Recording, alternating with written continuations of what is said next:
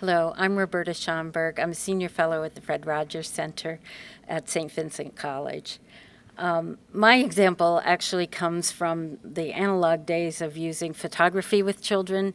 And one of the things that we used to always do was to have children take their fingers and outline what they wanted to take a photograph of. The reason we did that was that developing film was so expensive that we really couldn't afford to have them taking lots of pictures that we couldn't use. In today's world, it's so easy to take photographs with the digital cameras and phones that I think we've become a little less careful about helping children be mindful of the things that they photograph. And so my example is actually to take some time to have children really look at what would be in the frame of the camera before they take it, and even have some conversations about why are you taking this photograph? What is its importance to you? What will it help you remember? And is this the best angle to take it from? Conversations like that. Not that we have to go through those points every single time, but that we help children be more mindful, and they're not, so that they're not just going around snapping one thing after another. Second level to that is if we find ourselves in the situation that they're just snapping photographs one after another, then we take the same approach at the editing level and have them look at the photographs and then begin to edit down and carefully select the one or two that have meaning for them.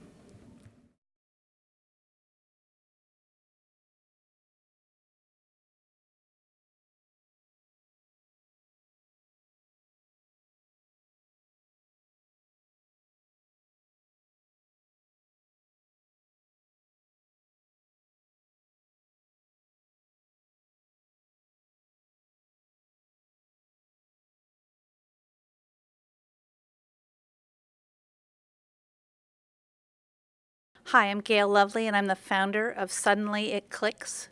And I'm really focused on helping people make wise decisions about the use of technologies, especially with young learners.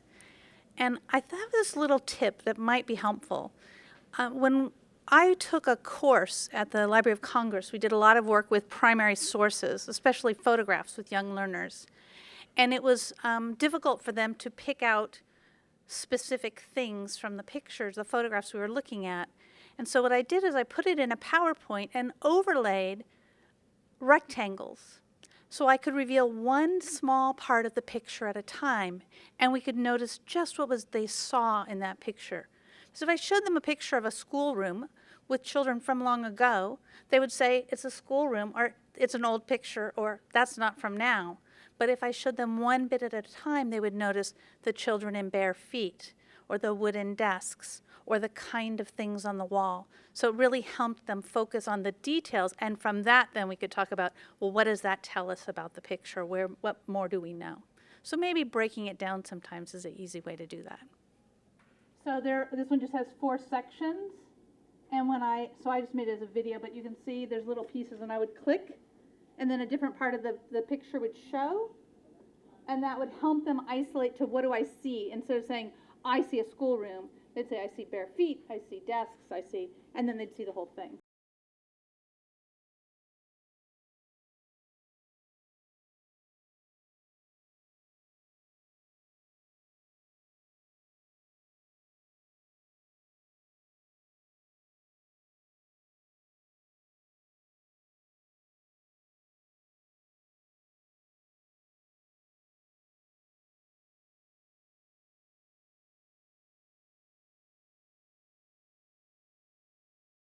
I'm Cindy Shibe. I'm the executive director of Project Look Sharp at Ithaca College.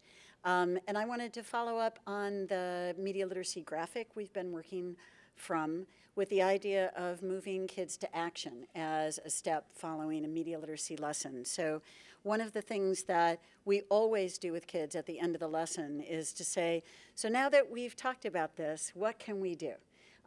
Or what can we do next, or what can we do about it? So kids in kindergarten, first grade, second grade, who were learning about the food commercials and cereals that have a lot of sugar in them, noticed that in the free school breakfast program, that what they had was cereals that had a lot of sugar in them and Trix and Fruit Loops.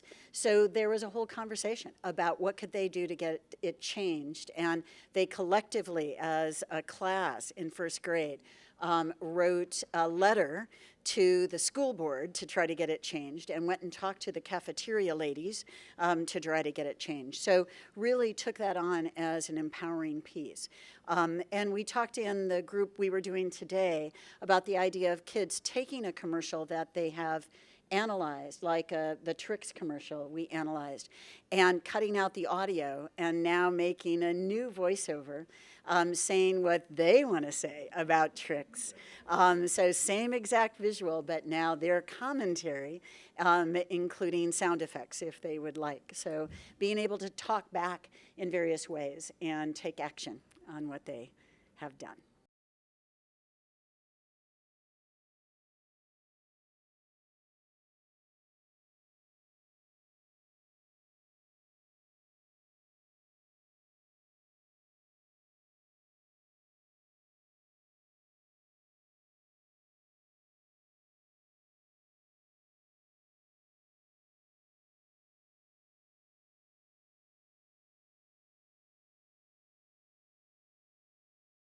Hi, I'm Karen Nemeth, and I'm an author and consultant focusing on better early education for children who are first and second language learners. And I have some tweaks to add to the discussion of media literacy when teachers are working with children who speak different languages. So much of what we've been talking about is about asking questions, but what if you work with a group of children who don't understand the questions that you're asking? So I have a few suggestions that you could use, and one of them is to use a standard question. So a question like, how do you know that? Should be asked the same way every time. A child has a better chance of picking up on the meaning of the question if you don't say, how do you know that? How'd you figure that out? When did you figure that out? Where did you find that? That's too many versions. One version repeated has a better chance of getting across. Using same sentence form so children can begin to learn the parts of the sentence and then add new vocabulary into the form like a sentence frame can help too. It can also help the teachers if the teacher learns those few standard questions in the languages of the children in the class. So the teacher doesn't have to become trilingual or multilingual, but she can learn a few key questions and always ask them in the specific languages needed with that group at that time. Teach the children to ask the teacher those questions because that gives the teacher the opportunity to model how she would answer them, such as going to get the book where she found the answer or looking up the website and showing it, and that demonstrates for the children that they can do the same thing too, even if there is a language barrier. Using images is important. So one way to do that when children are all speaking different languages is to show two images and compare them. Which one answers this question better? Which one is relevant to this discussion, et cetera? And then, you know, that old-fashioned strategy we use where we read stories with children and then we have them act out those stories. That's important literacy development, but it also helps children understand how they can use acting or reenacting to demonstrate their knowledge or their understanding or their answers to key questions. So once you build that skill in your literacy area, you can use it to discuss media literacy because the children will be aware of how to show that what they've learned and what they know or what they think through demonstrating or acting out.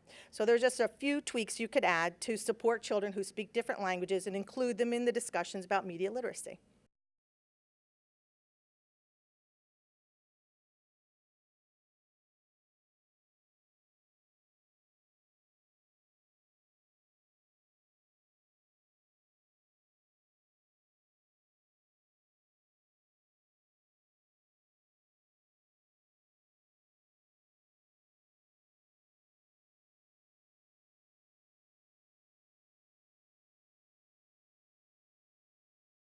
My name is Chauhan Noon. I'm an assistant professor at Roosevelt University in Chicago.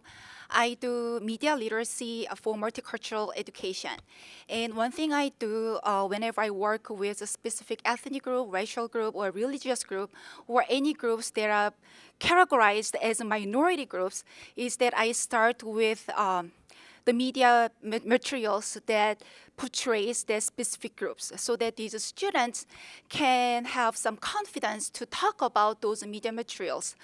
What I learned from my experience is many students, even though they do know how to speak English, if they don't, if they are not a part of mainstream group, they don't feel confident talking about their views because they are marginalized and they are not sure if they are doing something right. Am I using right vocabulary to express myself? Am I doing something wrong? Is my voice will be acknowledged by other people? But if the media material is about themselves, then they feel like they have right to say about that representation. They feel like their voice matters because it's about themselves. Then I start from there, and then I move to other media representation of different groups, and then it challenges them as well, because oftentimes they learn about even their host society. For instance, learning American society not from their parents but from the media sometimes become very problematic. So this can be a great practice for them to deconstruct media representations.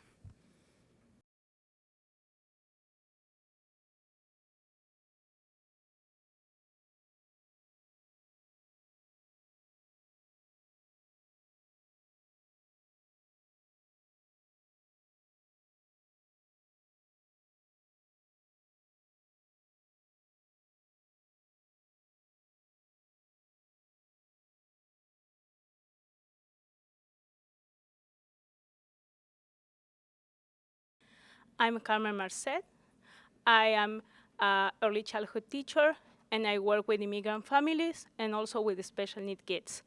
And I just want you to think the power or media in this immigrant country. It's important to connect families. Sometimes we think that kids are too small to learn how to use computer and devices, but they are the key to connect immigrant with other parts of the world. Then keep pushing that knowledge because they are the key between their families.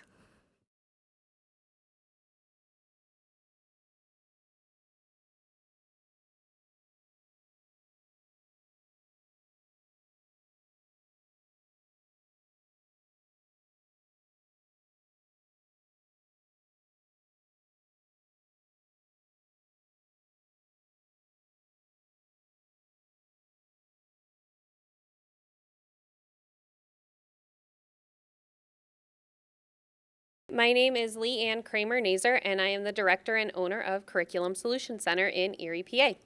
And my little tip or tweak, I guess, would be when you're discussing something with children and they share something, a phrase I always used in the classroom was "sense it again." And it was for them to choose another one of their five senses and a way to display that information again. So if they talked about it and you say "sense it again," they have to create it with an image, or they have to create it with a textile or a texture to experience. And occasionally we get into smell and taste as well to even push them again to explore things beyond just a discussing or a talking point, but as something that we can experience with all of our senses to really immerse ourselves in the habits of inquiry.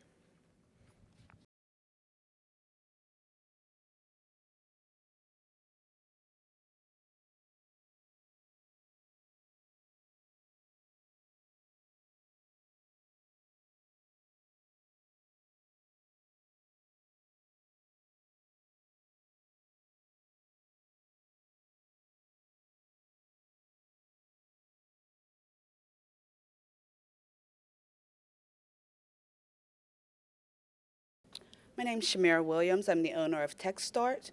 We're an early child care facility in the Pittsburgh, Pennsylvania area. My suggestion is to create a parking lot for questions you are not able to answer for your children immediately, and then carve out time later on to research those informations. That shows children that you are constantly learning, and they are constantly learning. It also will model research skills for them.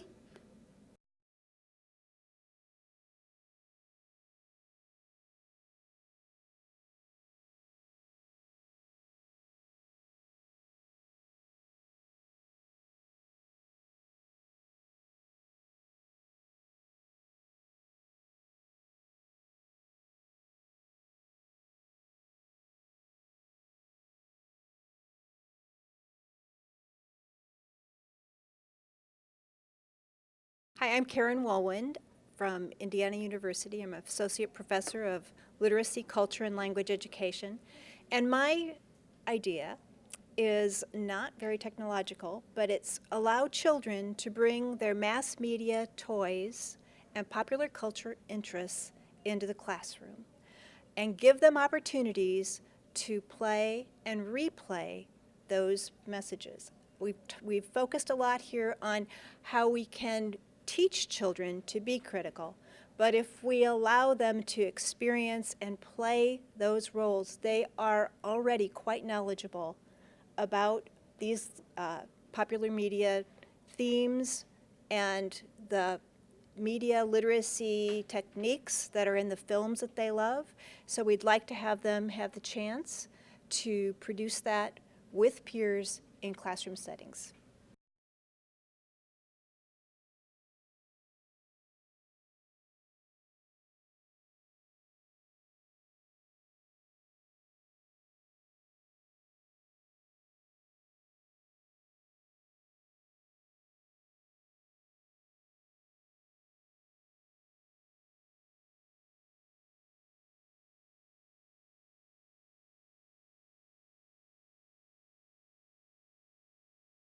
Hi, my name is Ellen Price Malloy, and I have a fun activity that I've been doing for a number of years that scaffolds on some of the other similar ones dealing with photography. And mine is to focus on critical thinking and observing. I have the children take turns using my camera or cameras. I show them how they work, and then I encourage them to take a set of 2 photos at a time. The first far away, and I also used to know the Spanish to explain to the kids who were going to take a big picture, and then I showed them how to zoom in to take a close-up, and then study the aspects of the close-up and how it is in context with the whole picture, whether it be a flower, a stop sign, just a letter on the stop sign or whatever. And it was just so exciting to see how excited they got with the photography, with their own creativity, and with their own observation skills. And I followed up with a book. It's a series of books called Find, or Look For. There's some with where they use paintings from the Metropolitan Museum of Art, unless they find a dog or a cat or so on. And it's also then a wonderful way to bring the arts into it.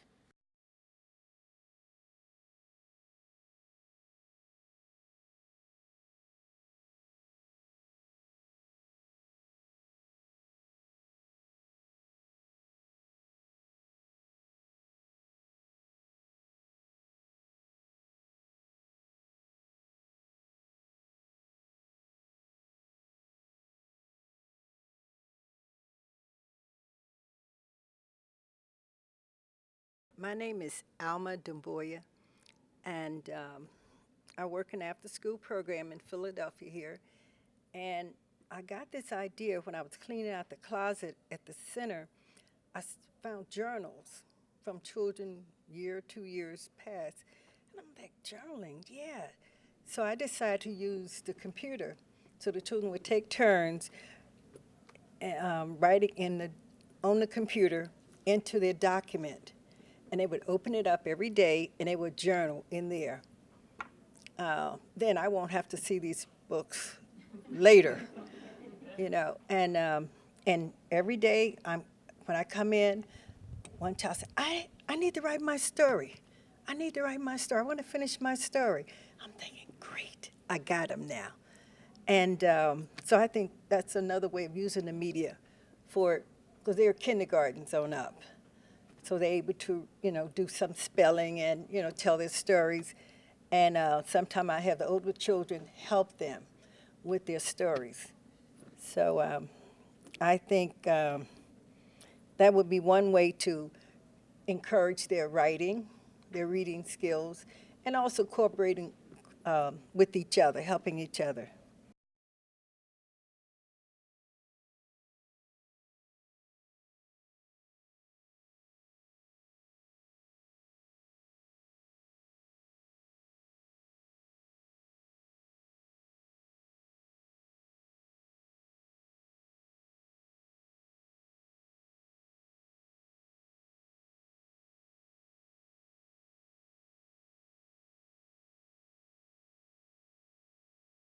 I'm C. Jackie Cheney here in Philadelphia. I'm kind of freelance educator, director, supporter. And as I was thinking about media literacy, I wanted to leave you with this thought. Remember the age group that you're working with. Sometimes as educators, we're so deep that we forget that they're children. Also, have a I got you introduction, something that leaves the children just hanging on their seats and their mouth wide open and can't wait to get started. And finally, have a conclusion ceremony that invites 3 different components: friends, food, and family.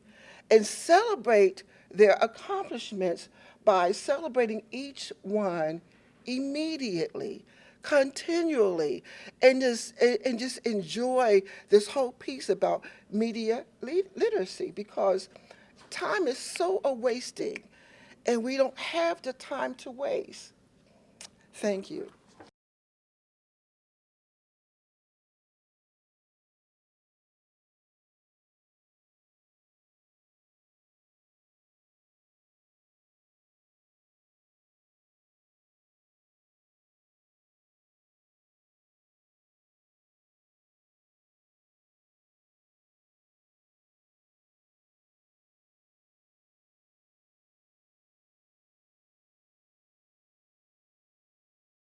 Hi, I'm Tonya Smith from the Fred Rogers Center. I'm the program coordinator, so I create and deliver professional development across Pennsylvania and throughout the nation at different conferences.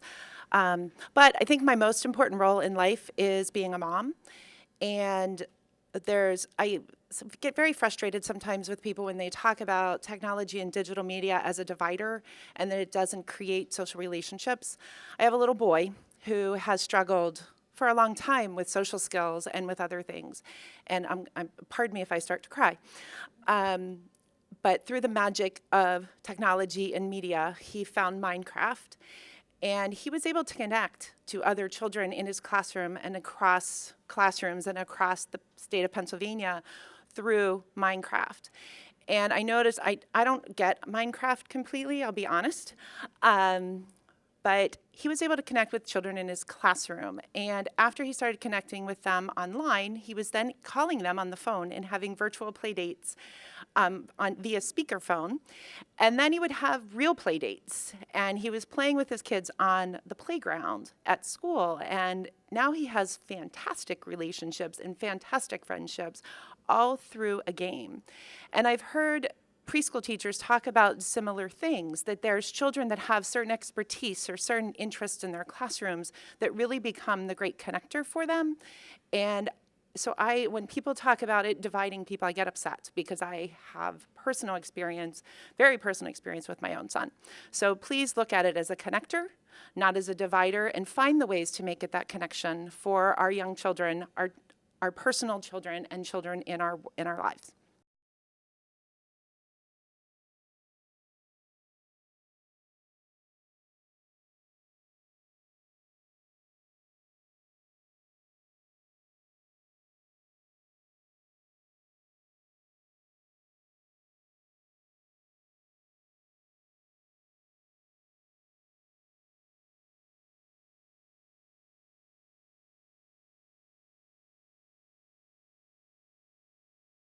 My name is Andrea Sidemen. I am president of a child to early age education centers and an educational consultant for advanced education concepts. We have developed and published, according to the latest brain research, an instructional strategy called the 4 Brain Essential Learning Steps, or the 4 Bells. And this process creates an environment that is differentiated instruction to every unique brain, that is emotionally safe for children because of that, and is of high standard according to the environmental rating scale, or the highest scales of assessment in our state and country. And one of the main projects that have been most successful for us in building self-esteem and confidence in children and bringing cultural diversity into the classroom was a project that we have incorporated called Hug Packs. Hug Packs is a parental involvement initiative that stands for Helping Understand Goals Parent Action Kit. And every week on Monday, according to our 4 bells process, children get a hug pack that they take home. And over the course of the week, they, with their parents, go through the different steps of any kind of topic they want. They may have gone on a family trip. They may have been discussing something that they saw on television. They may have developed something on the computer. Whatever their families may do together, they go through the 4 bells process with their hug packs. And on Friday, instead of the typical show and tell of bringing in an animal or some kind of anything that they have from home, they bring back their hug packs, and the children present their hug packs. And after they present their hug packs, they display them similar to a Pinterest board. They display them in the classrooms and around the school. So parents start out and they're very shy and they're a little bit embarrassed, but as they come into the school and they see the different elaborate interpretations of what's going on, they may do picture displays, they may take videotapes, they may bring in different items that they went to on a family trip, possibly to Disney World or another country. And all of this is displayed around the school. So when parents and children come and go every day, they actually identify with what it was that they brought into the school, what their contributions were, and it builds tremendous self-esteem and confidence and pride in the children.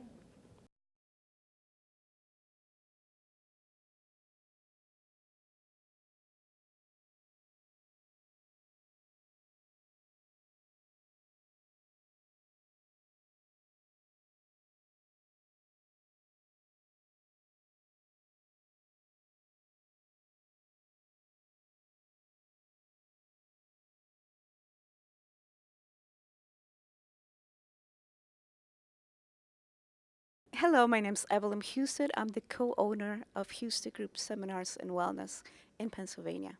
I'm also a PQuest instructor, certified instructor. It's a very simple idea that I thought of because of this conference. Have you thought of media buddies? We have 2 boys, 10 and 11, actually. 11 and 12, time flies when you're having fun. But they have bus buddies when they're traveling from school to home. And my thought was to have the kids, the school-age children, go to the younger classrooms to show the younger kids what they're learning, what they find interesting, cool, that they could teach the younger children. So food for thought.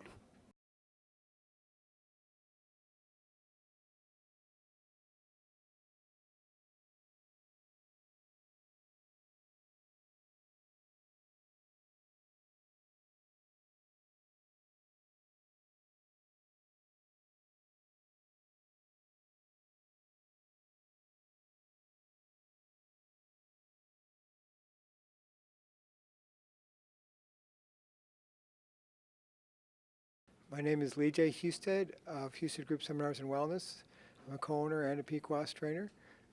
My idea came out of this conference and something from my boys, who are ages 11 and 12. Many years ago, they kept talking about, that's a .com, that's a .com. They didn't know, we kept telling them website, they didn't get that. I thought of an idea based on this conference that since there's a limited time to actually be on screen time, they could have a real-world .com treasure hunt. And we can talk about, do you know what a website is? Do you know what a .com is? And there's, of course, .net. But so they could spend a day or two finding different websites that way through the .com treasure hunt. And the teacher could spend some time weeding out the ones that are not age appropriate and have various conversations. Or the kids they can go on them as a group. Again, they're all going on the same websites together, and the kids can vote on, the ones they like and don't like, the ones their parents would like or not like, and was it used for fun, that sort of thing. Thank you.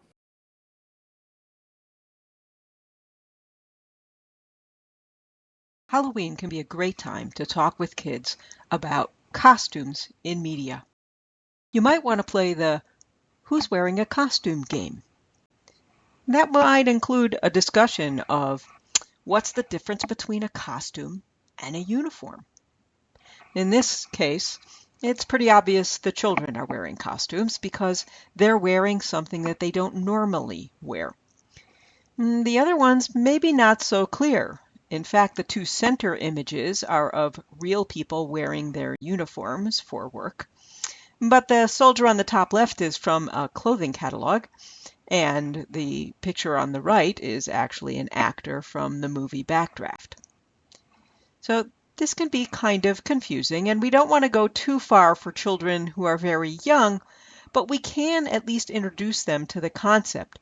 So, for example, they might see Bozo the Clown on TV and recognize that's a clown costume. But what about these pictures? These look like typical families in regular everyday clothing.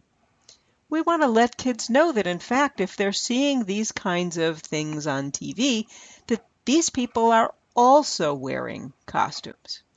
And we might even, for the older kids, talk about, well, and why are they wearing these particular clothes, do you think? Maybe even with the most advanced kids, we could begin to introduce the concept of product placement and that some of these clothes are there because people want to sell the clothes. You'll know the developmental level of your children. But think about it next time Halloween comes up and kids get the idea of costumes because they're thinking about what they are going to wear for Halloween. Another media literacy activity you can do is the questions game. This involves choosing any kind of media and then having kids ask as many questions as they can think of about it. Older kids can even play this in teams. Who comes up with the most questions? Questions can be anything. Anything is fair game. Silly questions, serious questions.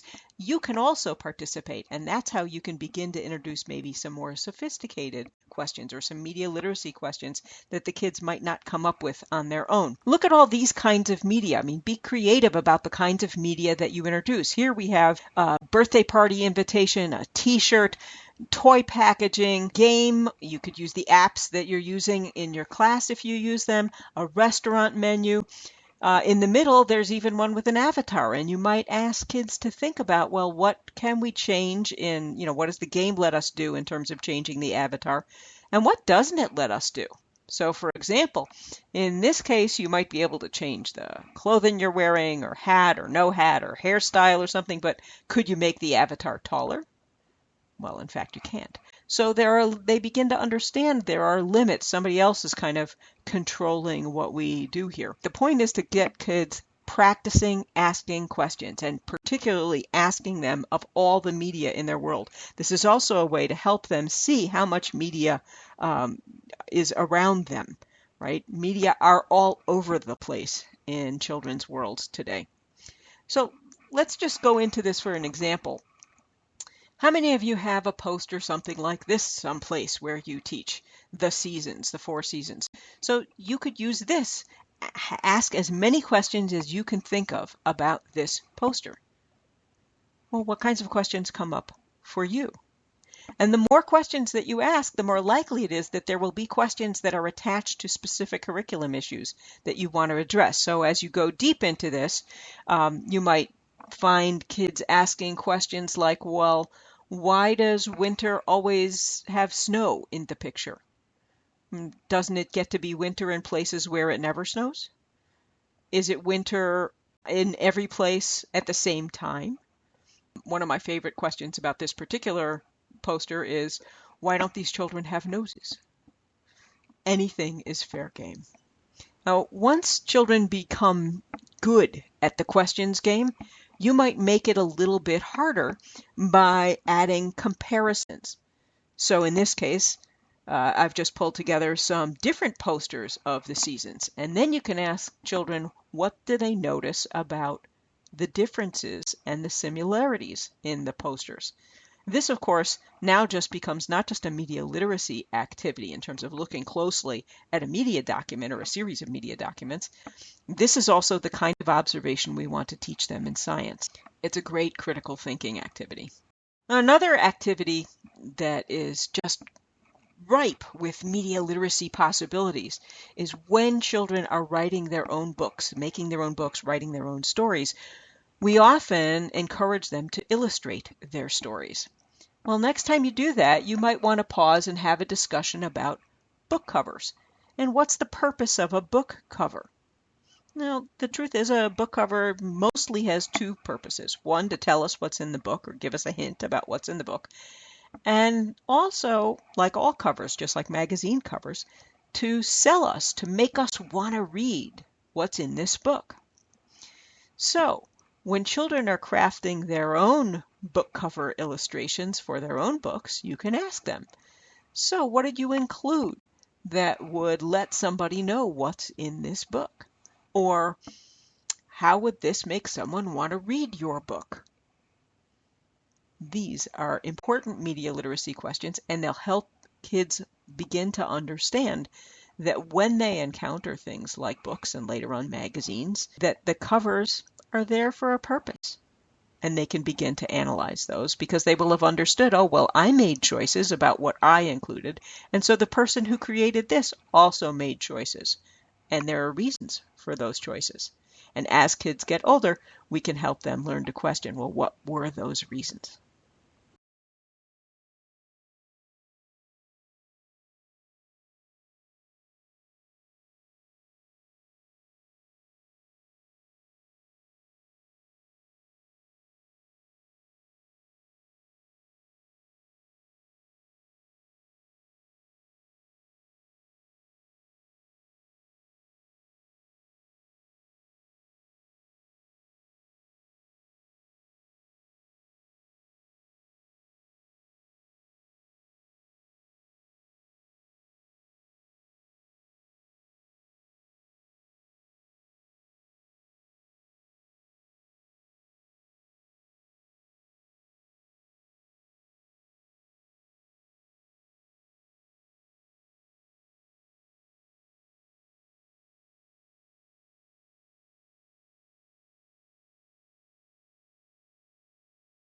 Hi, I'm Renee OLeary. I'm president of Education for the 21st Century, which is a consulting company in New York City. I do a lot of work for many years in education, but I also have worked over the years with the producers of children's media that are trying, anyway, to add education to what they do. So one of the things I would like to suggest for media literacy is that we not only look at all of the negativity, which we easily can find, but that I think we ought to look in a futuristic way at what certain companies are producing for children now and in the future, because I think that it's a precursor of some very interesting social trends, issues that both attract children but that also shape our thinking. And I guess this is not so much for in the classroom, but I would like to suggest that this organization develop a task force on the future of media, sort of look at where the stuff is going. And I'm just proposing 3 areas, but I think there's a lot more to do.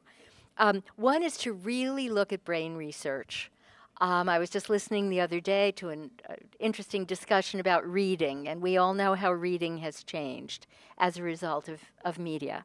So what are we learning about the brain that could help us? The other is robotics and how robots, especially humanoid ones that are being developed as we speak, may influence children and culture, our whole culture. And the third is virtual reality, because the New York Times just had a piece that was almost terrifying the other day about the when you put the virtual reality hood on, you really are in another world. And it's not television, and it's not any of the media that we've ever really dealt with before, and it's coming very quickly. So I think that we could learn from media companies and keep our minds very alert to what's trends, and see where we could look to the future developments to help us keep abreast in media literacy.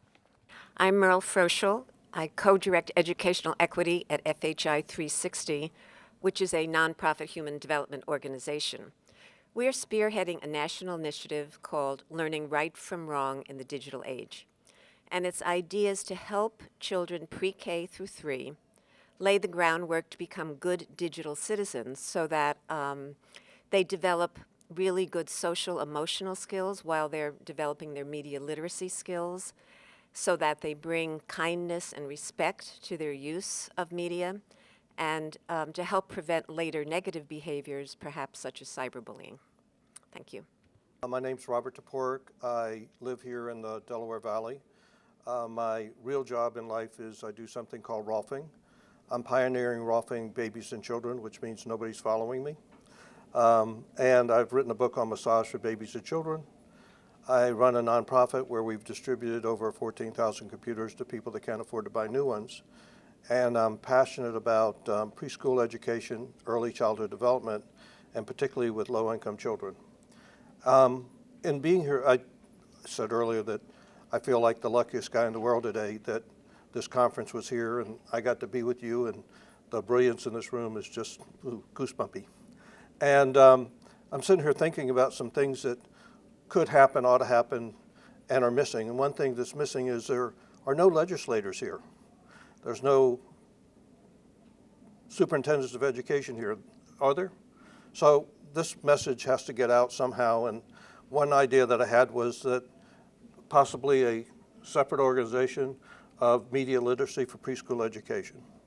And I think that as I was listening to what everybody has to say, the fear that people have about technology is that we're not going to develop the whole child. But we can use music and art and everything is in media to develop a whole child and to give kids a 21st century head start. I was looking at a website recently, it's called Did You Know 2014? We're living in an exciting time and a challenging time. And that if we're not preparing kids to live in this century and we're teaching from the past century, we're going to miss the opportunity that is available for every child. And technology can be the level the playing field for every kid. So I just feel privileged to be with you, and thanks for letting me say something.